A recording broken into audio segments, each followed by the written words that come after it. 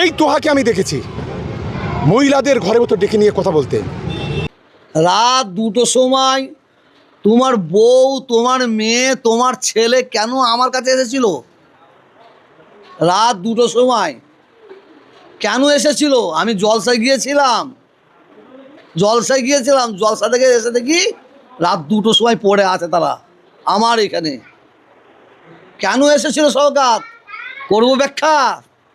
মোল্লা সম্পর্কে কথা বলতে হয়, ঘৃণা হয়। পবিত্র রমজান মাসে এই মুখটাকে ওর কথা বললে নাপাক হয়ে যাবে। ও কতটা রোজা রাখে না রাখে সেটা ওখানকার মানুষ জানে।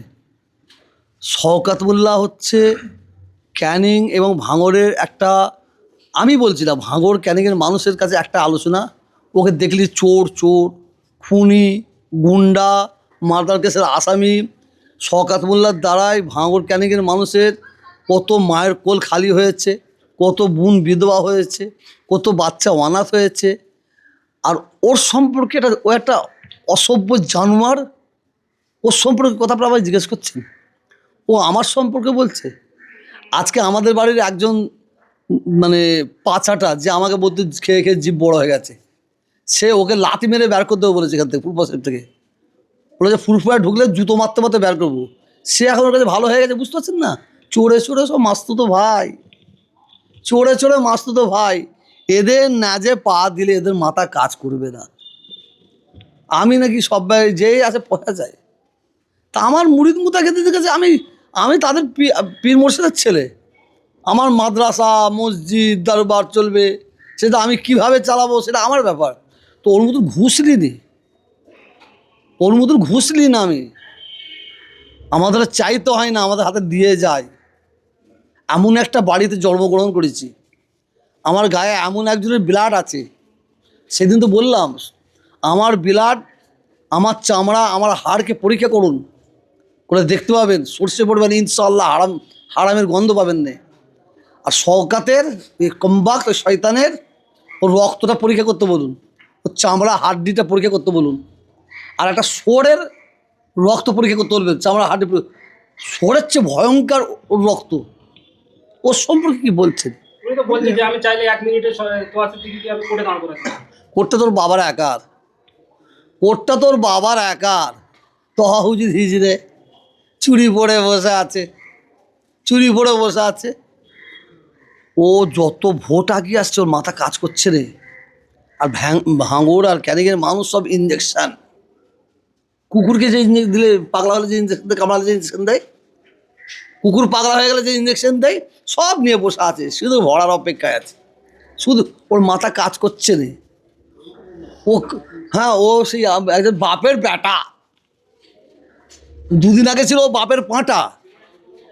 2 দিন আগে শওকাতের কাছে ছিল কাসেম বাপের পাঁটা, আর এখন হয়ে গেছে বাপের বেটা। বললাম না, চোরে চোরে মাস্তুতো ভাই। শওকত মোল্লা আর একটা অভিযোগ করছে যে আপনি তৃণমূলের টিকিট দেওয়ার নাম করে 20 লক্ষ করে টাকা নেন।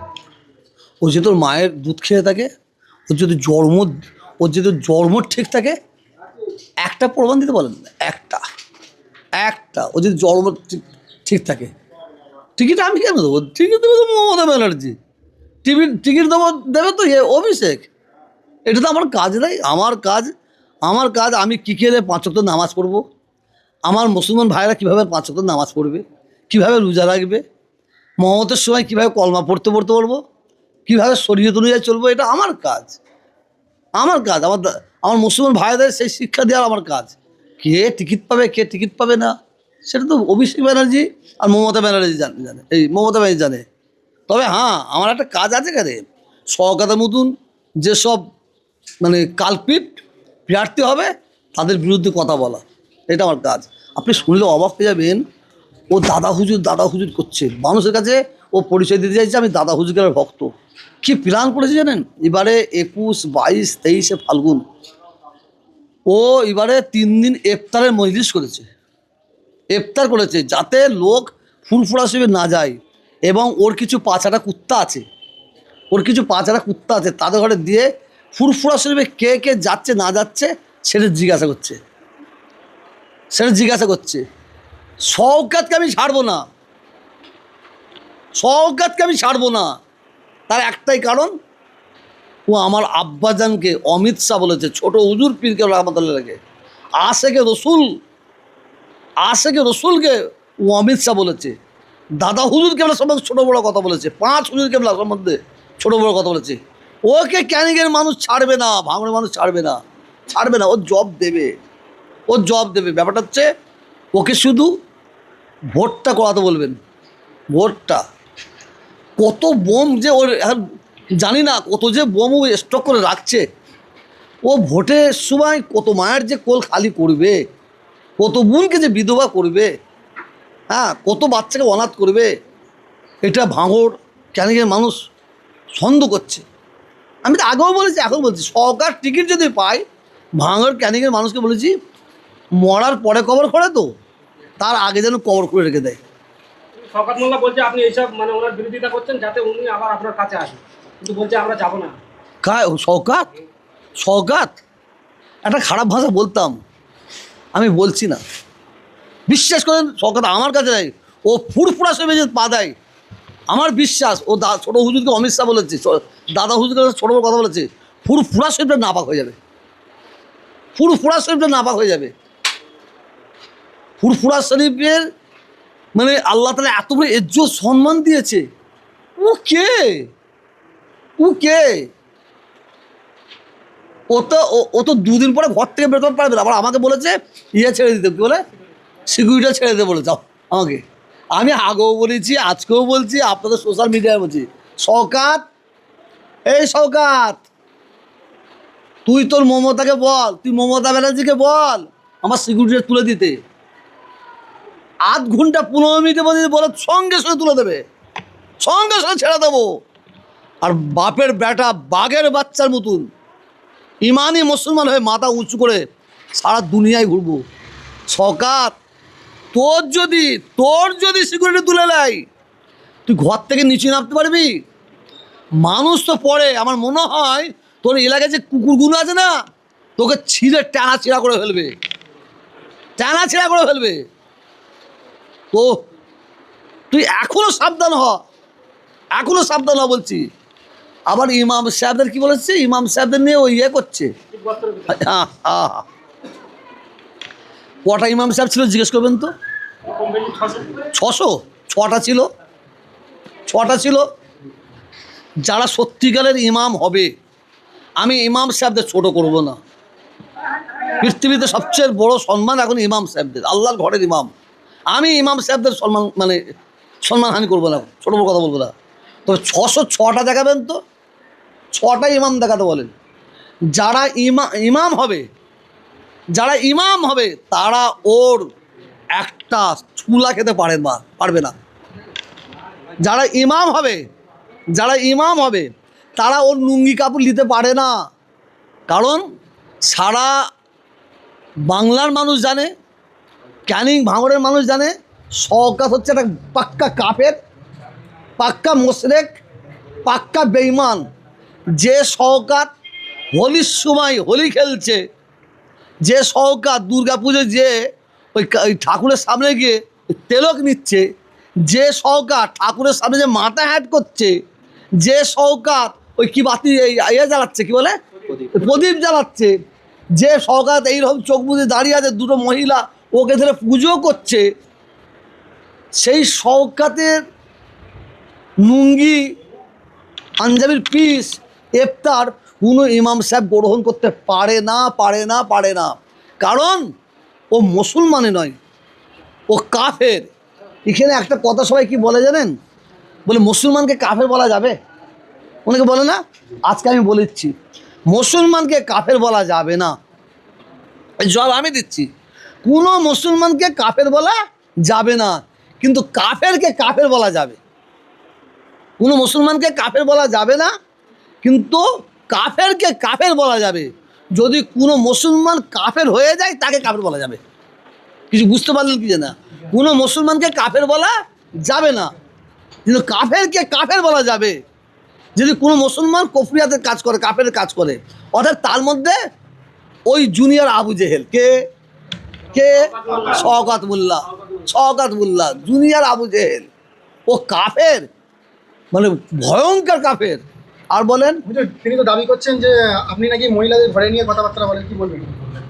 ঠিক বলেছে তো, ঠিক বলেছে তো।